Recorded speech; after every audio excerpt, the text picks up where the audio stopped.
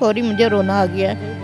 तो जिनके वालिद साहब भी आर्मी ऑफिसर थे और इनके खावंद भी आर्मी ऑफिसर थे, 2005 में ज़लज़ले की लपेट में पूरा ख़ानदान आ जाता है और ये दर बदर हो जाती है। ज़बरदस्ती जाती हूँ मैं बेटी को मिलने के लिए, मिल के वापस आ जाती हूँ। ये हेल्थ वर्कर में काम किया मैंने। ये ईदी वेलफेयर सोसाइटी थी, ये डेड बॉडियाँ उठाते थे, इनमें से भी काम किया मैंने।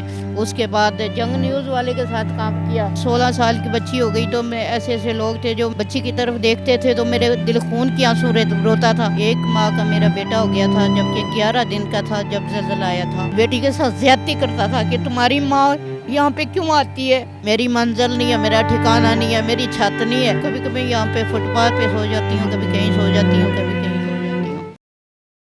अस्सलामुअलैकुम, टेली धरती के साथ मैं आपका मेज़बान फ़हद हसन। नाज़रीन, आज मेरे साथ एक ऐसी बुज़ुर्ग माँ जी मौजूद है जिनके वालिद साहब भी आर्मी ऑफिसर थे और इनके खावंद भी आर्मी ऑफिसर थे। 2005 में ज़लज़ले की लपेट में पूरा ख़ानदान आ जाता है और ये दर बदर हो जाती है। इनसे बात करते हैं, इनसे जानते हैं कि क्या वाक़यात थे और क्या कहना चाहेंगे ये। अस्सलाम वालेकुम जी। वालेकुम सलाम। मैं शमेला हूँ और मैं दाता दरबार ये जो है बाटी गेट परिंदा मार्केट के स्टैंड में हूँ। और बेटा मैं आपसे ये बात पहले भी मैं इंटरव्यू दे चुकी हूँ कि ये जब सन 2005 में ज़लज़ला आया था और ज़लज़ले में मेरे माँ बाप, बहन भाई और सब ख़ानदान तबाह हो चुका है, ठीक है। और उसके बाद मैं यहाँ तकरीबन हिफाज़ती अमले वाले ने निकाला था और मुझे मुज़फ़्फ़राबाद जो ना कैंपों में लेके आए थे, ठीक है। उस वक़्त जो था कर्नल साहब थे, कर्नल महमूद साहब थे जिन्होंने मुझे वहाँ पनाह दे रखी थी कैंपों में। और 1 माह का मेरा बेटा हो गया था जबकि 11 दिन का था जब ज़लज़ला आया था। और 1 माह का बेटा हो गया था और वहाँ से उन्होंने मुझे ना शादी की ऑफ़र दी और मैंने इनकार कर दिया कि मेरे बच्चे हैं, मैं शादी नहीं कर सकती। तो कर्नल महमूद साहब ने मुझे ना गुजरांवाले दारुल अमान में भेज दिया और लिख के भी दे दिया कि ये बेटी जब इसका जी चाहे तो ये आज़ाद हो सकती है, ठीक है। और दारुल अमान में तकरीबन 6 माह में रही हूँ।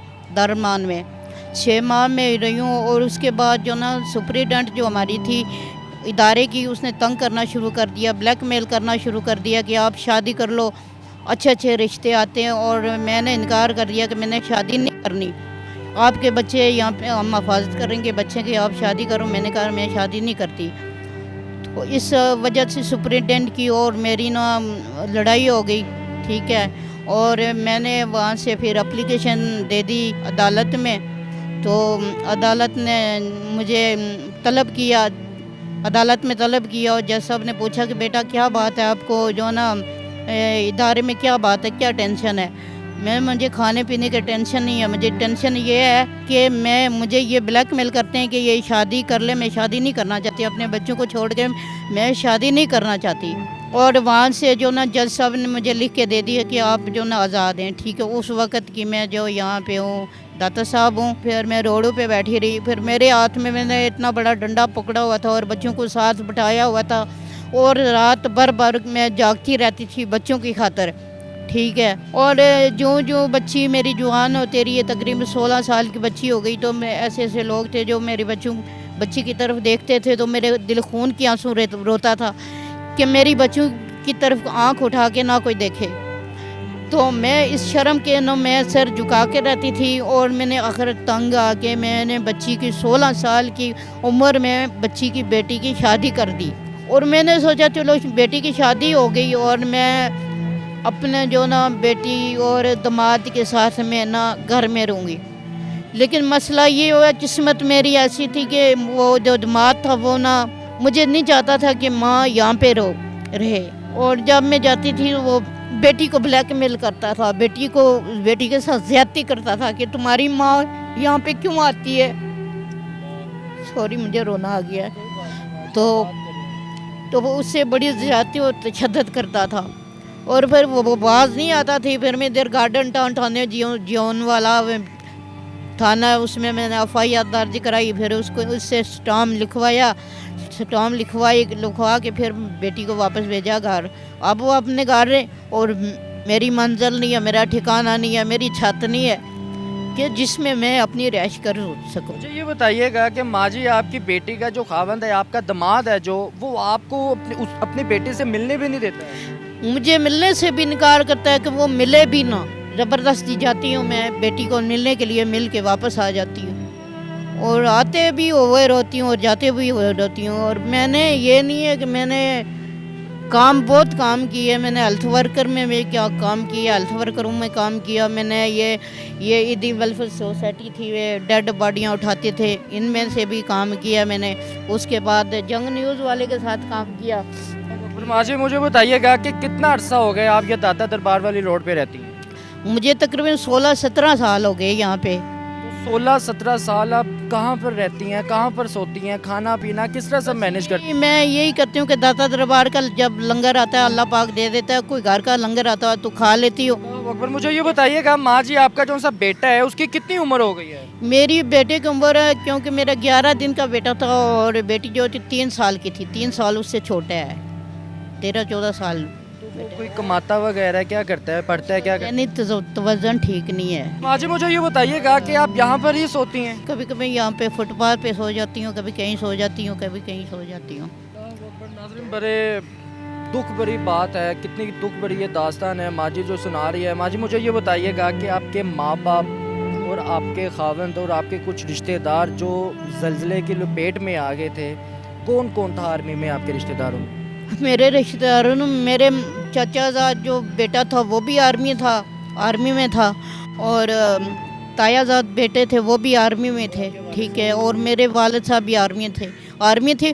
ان کی خواہش، میرے والد صاحب کی اتنی خواہش تھی کہ میں شہید ہو جاؤں، لیکن خدا جو کرتا ہے وہ بہتر کرتا ہے. وہ غازی بن کے آئے تھے، شہید نہیں ہوئے تھے. اس کی جگہ میرا بھائی شہید ہوا، چھوٹا بھائی. اس کے بعد بڑا بھائی شہید ہوا.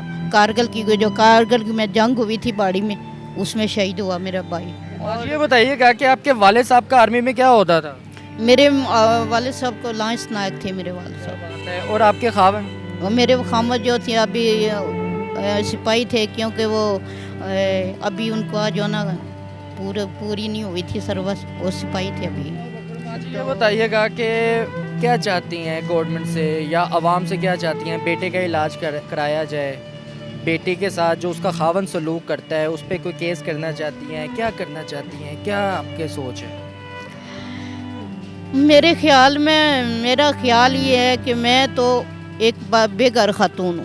میرا ٹھکانہ نہیں ہے اور نہ ہی میری منزل ہے، اور میں اپنی بیٹی کو اپنے گھر رکھنا چاہتی ہوں. اسی کے گھر اللہ تعالیٰ اس کو آباد رکھے، خوش رکھے، اور میں اس کو برباد یہاں پہ روڈوں پہ نہیں کرنا چاہتی. میں نے یہ سوچا کہ زندگی کے کسی بھی موڑ پہ مجھے سکون ملے گا. مجھے سکون نہیں ہے، مجھے چین نہیں ہے کہ اب یہاں بیٹھی ہوں، اب سوچ رہی ہوں کہ رات کو کدھر سونا ہے، کہاں پہ سونا ہے. گورنمنٹ سے کیا میں نے گزارش کرنی ہے؟ وہ گورنمنٹ تو 15-16 سال سے دیکھ رہی ہے مجھے، کبھی ہیلپ نہیں کی تو اب کیا کرے گی؟ اور اب تو مجھے چھت کی ضرورت ہے. اگر چھت مل جائے مجھے تو میں اپنے گھر رہوں. کم از کم اب انسان نماز تو پڑھ سکتا ہے، انسان قرآن کی تلاوت کر سکتا ہے. ناظرین ان کی مدد کیجئے، خدا را ان کی مدد کیجئے، خدا را ان کی مدد کیجئے. میں نے 3 دفعہ یہ ورڈ دہرایا ہے، خدا کا واسطہ ان کی مدد کیجئے. ان کا کہنا ہے کہ میں چھت چاہتی ہوں تاکہ میں سکون کے ساتھ نماز پڑھ سکوں، اللہ کی عبادت کر سکوں. حسب توفیق اپنا حصہ ڈالیے رائے نیکی میں. اپنے میزبان کو اجازت دیں. اللہ حافظ.